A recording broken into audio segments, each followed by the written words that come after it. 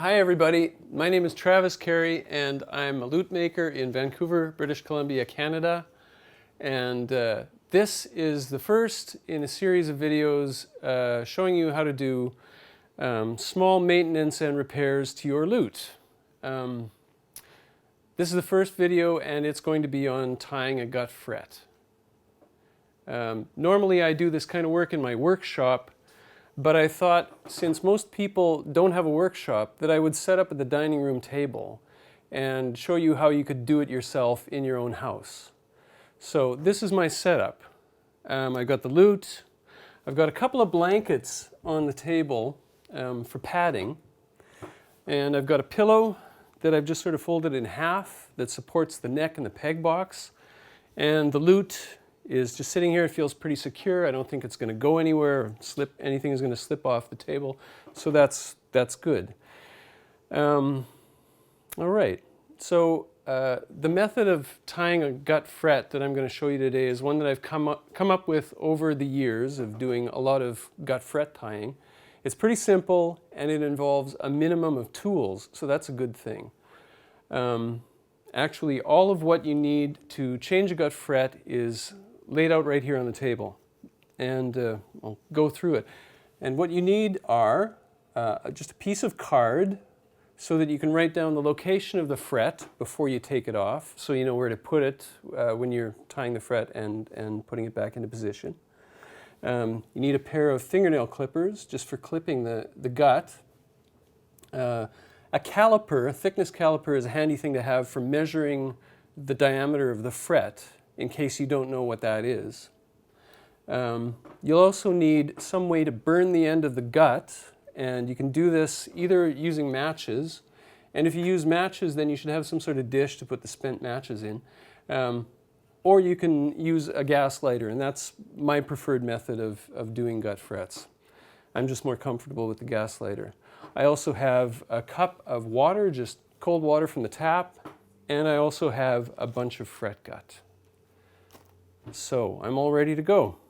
Now, the first thing you need to do if you're replacing the fret on your lute is to record the position of the fret, because once you take it off, it's gone, and you want to be able to put the fret back in the same place.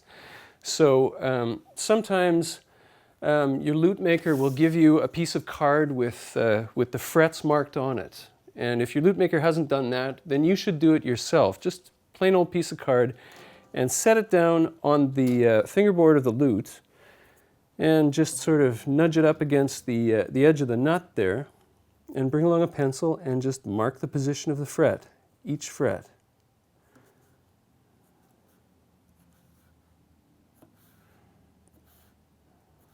There you go. That's all you need to do, and that will give you the ability to put the fret back in the same place. Okay, so now we've got all of these frets on here. I guess it depends on what you want to do. If you want to change one fret, then that's pretty easy. We can do that. That's what I'll demonstrate today. If you want to take off, or if you want to change all the frets, which is a good idea to do, say, once a year, because they do get worn out, then you might want to take all of them off at once. The next thing I got to do is take off the old fret. And the way I do that is I have to slack it off, which means I have to push it up toward the nut, up toward the peg box. And I don't know if you can see here, but on this lute there's a small wooden fret just behind the tied fret on the fourth course. It's called a tastino, and it's used for a mean tone temperament on the lute. And so if you have one of these on your lute, it's a good thing as far as the intonation of the lute is concerned, but it's another little problem that you have to work around when you're tying frets. It makes life just a little bit more difficult. So you can see when I'm pushing the fret backwards, I run into the tastino. So I have to be able to lift this fret over top of the tastino, and I'll show you how I do that. I'll get these strings out of the way. I'll get the fourth course strings out of the way. So I'll just slack off the strings and just move them to the side, and that'll make life a bit easier. Okay, so I can probably just lift this over the tastino with my fingernail. There it went. Okay, so the fret is slacked off, And to take it off, I just bring along my fingernail clippers and just clip the corner of it. And there it is. And so I can take the fret off. And then I want to find out what the diameter is. So I just use the calipers here. And I can see that this fret is 0.95. Okay, so it's 0.95 millimeters. And that's what I've got here, 0.95 fret gut. Okay, so now we're going on to tying the fret. And I guess the very first thing that I do with a fret, especially a fret that's a bigger diameter up toward the nut, is I dip the fret in water. That's what this cup of water is for. Just dip it in just briefly, the first, say, 3 or 4 inches, and pull it out and just sort of strip the water off it. And that's enough to make the fret just a little bit more flexible and a bit easier to work with. Then I just take my thumbnail and my fingernail and just sort of strip the end of the fret a little bit and just get it a bit more flexible, because that's the end of the fret gut that I'm going to be tying a knot in. Now I've got to get the fret gut underneath the strings, and I'm coming in from the treble side and just slipping it under the strings and making sure that I actually do get it underneath all of the strings. Because if I don't, if I go on top of the strings, there will be a problem. Okay, and there we are.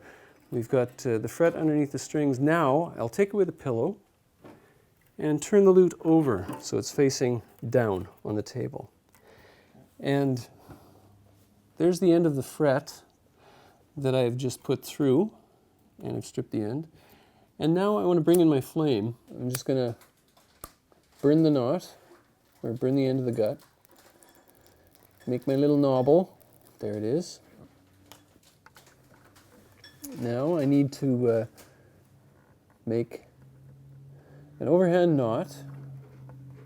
So I just make one loop and bring the end of the gut up through that loop, like that.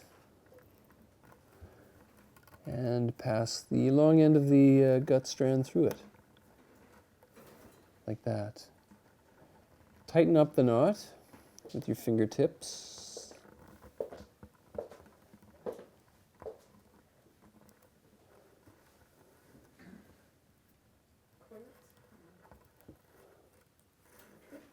Right.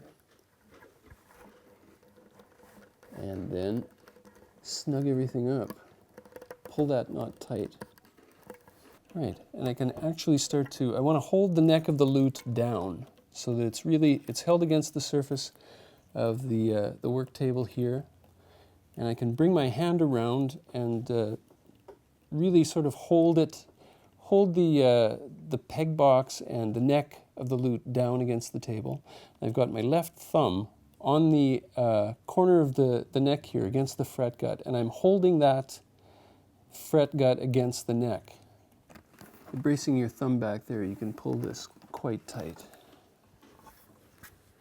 And then just clip the gut off about maybe a 1/4 inch or so away from the knot.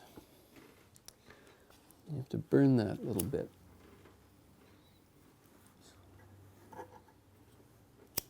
Just bring the flame in little by little.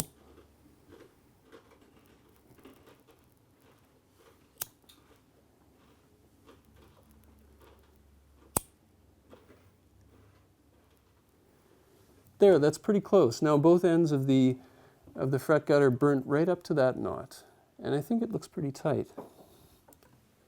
So now I'll turn the lute over, and now I have to move that fret back into position. So I will move this fret a little bit on the right-hand side, the treble side. I'll move that down first, and then on the other side, and then this side, the other side. Sort of walking it toward. So there's the tastino, and I need to get the fret over top of it, so I will use this piece of card and just slip it under this loose fret and pull it up. and use it as a sling to just lift it gently over top. Right, I'm pulling the fret into position, then I can just pull the card out of the way. And there it is. And I can check the position of the fret gut with my card. It looks pretty close. So there it is. The fret's in position. It's tight. It's tied nicely. And you're ready to go. That's it for tying a gut fret. So all of you folks out there with your own lutes, don't go running off to your local luthier to get a gut fret tied. Do it yourself on your dining room table.